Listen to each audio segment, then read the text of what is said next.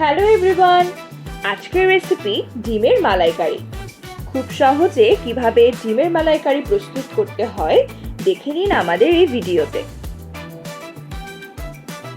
প্রথমে একটি কড়াইয়ে পরিমাণ মতো তেল দিয়ে তেল গরম করে নিন।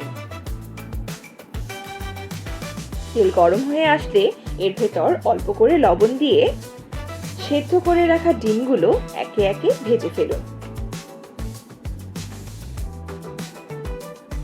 ডিমগুলো বাদামি রং হয়ে আসলে উঠিয়ে নিন।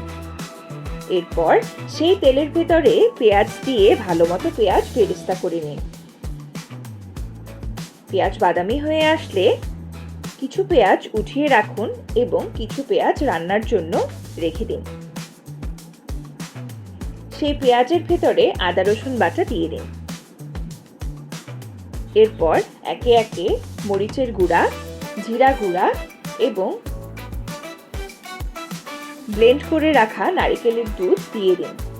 নারকেলের দুধ দিয়ে ভালো মতো কষিয়ে নিন। নারকেলের দুধ থেকে তেল বের হয়ে আসলে গরম মশলা সাথে অল্প পরিমাণে লবণ দিয়ে আবার ভালো মতো কষিয়ে ভেজে রাখা ডিমগুলো দিয়ে দিন। ভেজে রাখা ডিমগুলো মশলার সাথে যখন ভালো মতো কষানো হয়ে যাবে, দেখতে পাবেন ডিমের ওপরে তেল ভেসে এসেছে।